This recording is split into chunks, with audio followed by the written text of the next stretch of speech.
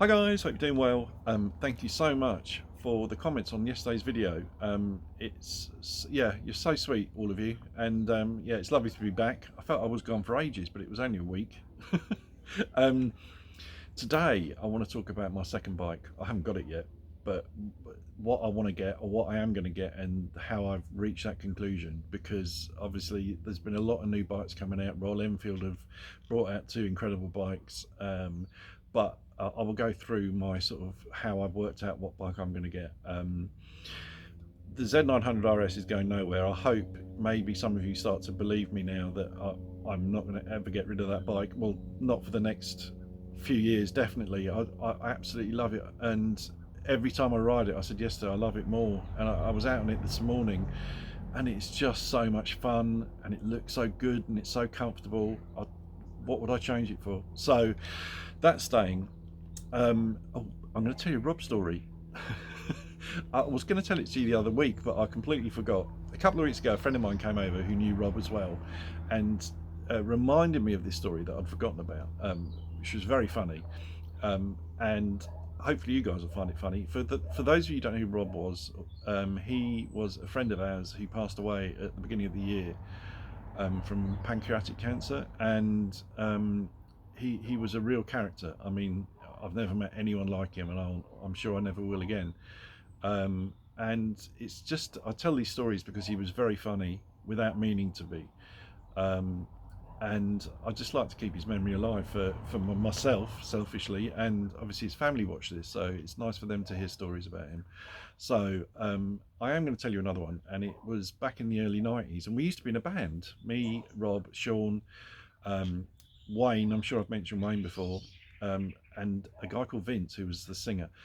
And we used to sort of do local pubs once a month type of thing, and I mean, we were very, very unsuccessful. But we really loved it, and we used to rehearse every Sunday, and we used to meet up sort of in the afternoon and rehearse for about 4 hours or 5 hours, and then go to the pub and watch a live band in the Gatehouse in Highgate Village. I've mentioned that place before. It was the great days they were. Anyway, one Sunday, Rob arrived really excited, saying, "Guys, I've written an amazing song. It's just took me an hour to write. It flowed beautifully. I think you're going to love it." And we were like, "Oh, let's hear it." So we got his guitar out. We all sat down, and he started strumming and singing. And we were all looking at him. I was looking around the room, and everyone was looking like, "I think I've heard this song before." And then Sean leant forward to me and said, "Isn't that Hey Jude by the Beatles?" And it was perfect. Just different words.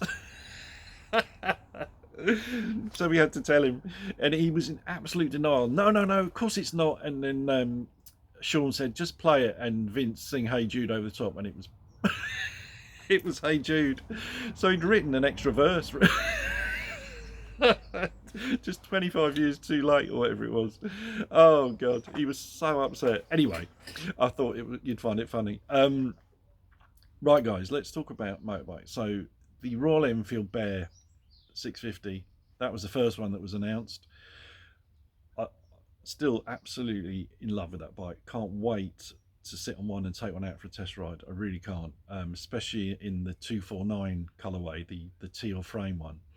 I think that is a lovely, lovely looking bike, and hopefully it would fit me perfectly.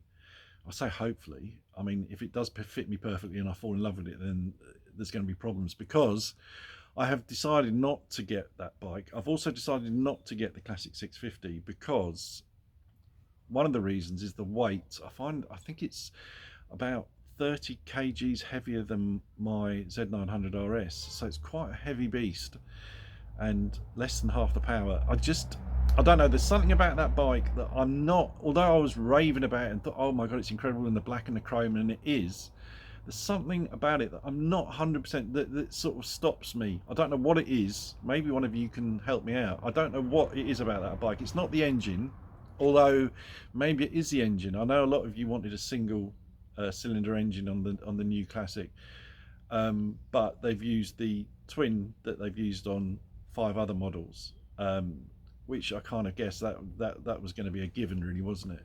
But I think what I what I loved about the classic 350, aside from the way it looked, and I still think it looks such a really good copy of a classic bike, I really do, especially in the halcyon grey, which is the colour that I had originally, Ernie. But the other thing that I loved about that bike was the little 350 engine single, and the pop pop pop that it made, and the way it made me feel. Now, you're not going to get that with the classic 650.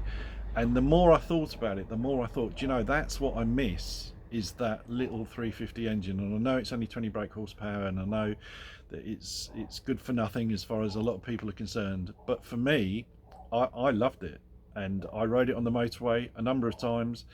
And since we've moved to the countryside, that bike is perfect for here.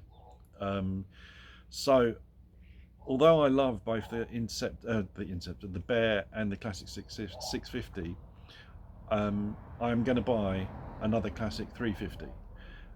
Money comes into it as well, because we've only recently moved a few months ago, and we need to spend probably more on this house than we first thought.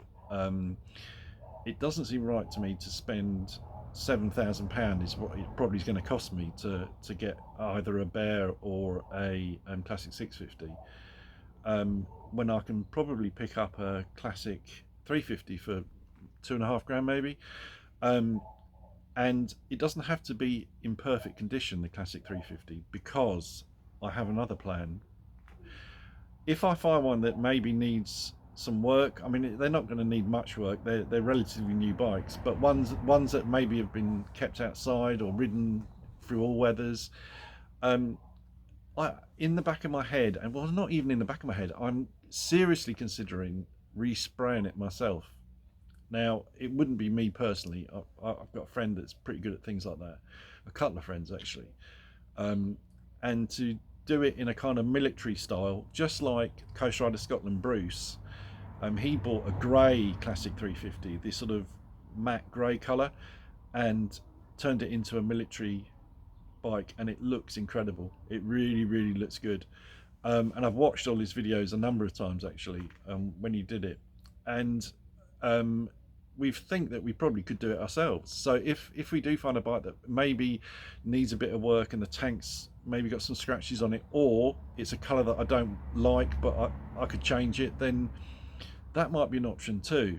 But tell me what you think, guys. Have you ever sprayed a bike before? I've never done anything like that. I've actually done a car wing, and it was an absolute disaster. In fact, I resprayed my MG Midget, which is a car, it's not a little person, and I sanded it down, and the sander that I used was in the shape of an iron. I took it to someone to have it resprayed in bright yellow, and when it came back, it was immaculate except for an iron shaped indentation on the bonnet.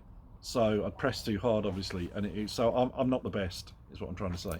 But I have people that are cleverer than me, and they will help me. But that could be an option. So that's what I'm thinking of doing. Either getting a classic 350 in a colour that I like. A halcyon grey is my favourite colour. The bluey, the powder blue one. I could have bought one recently off a friend of mine, Scotty, offered me his nearly new classic 350, and I didn't buy it. I don't know why I didn't. I should have done, Scott, and he's since sold it.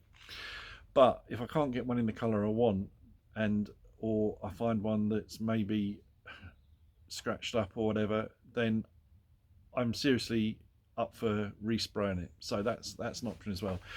Anyway, guys, I'm wittering on. It's 9 minutes. How does that go so fast? I will do a video tomorrow, because I've got a friend coming over tomorrow, and we're going to put the fender extender on the front mudguard, and we're going to use silicone, black silicone adhesive.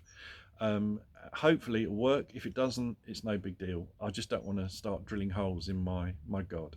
So yeah. All right, guys. Thanks so much for all the comments, as I said, and I will catch you on the next video. Ride safe.